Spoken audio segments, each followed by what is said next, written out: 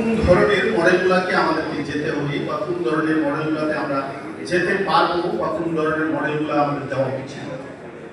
এটা খুব গুরুত্বপূর্ণ একটা শব্দ এসেছে মানিস দাতা এই হিসাবে।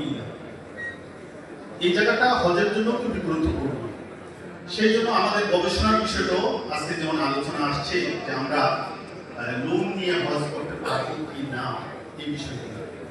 তো আশা করি আজকের এই যেহেতু দিগন্ত একটা চমৎকার উন্মোচিত হয়েছে, সেই দিগন্তের মাধ্যমে আমরা গবেষণা করতে পারবো এবং গবেষণা দিয়ে সামনের দিক দিয়ে অগ্রসর হতে পারবো।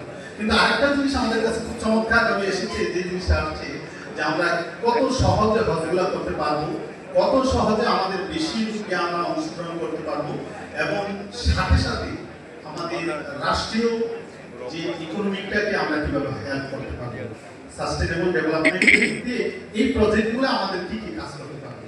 তো আমি আজকে যে আলোচনা যে তিনটা পেপার উপস্থাপন হয়েছে এখানে খুব চমৎকারভাবে এই বিষয়গুলো আসছে। আশা করি আমরা যদি এই গবেষণাগুলোকে সামনের দিকে নিয়ে যাই এবং আজকের যারা আমরা এখানে উপস্থিত হয়েছি বিভিন্ন দিক দিয়ে, বিশেষ করে ইসলামিক ফাইন্যান্সিং এর সাথে যারা জড়িত আছে, সবাই যদি আমরা এই বিষয়গুলো চিন্তা করি, অবশ্যই আমাদের দেশের জন্য, আমাদের রাষ্ট্রের জন্য এবং আমরা যারা ইসলামী চিন্তা চেতনার দিকে আমরা গবেষণা করছি সেই দিকে বড় ধরনের নতুন সংযোজন হবে বলে আমার বিশ্বাস। যে মডেলগুলো নিয়ে মালয়েশিয়া এবং ইন্দোনেশিয়া অগ্রসর হয়েছে, আমার বিশ্বাস আমরা তার চেয়েও আরো বেশি অগ্রসর হতে পারবো। আমাদের ইউসুফ সুলতান ভাই যে জিনিসটা বলেছেন যে কেউ কেউ হয়তো 100 বছর পরে এই সুযোগটা আসবে, আমার মনে হয় এর চেয়ে আরো সহজ নতুন মডেল আমরা কিভাবে আমাদের যারা এই কাজে অংশগ্রহণ করবে তাদের কাছে নিয়ে আসতে পারি, সেই সুযোগটা আমাদের কাছে চলে আসবে।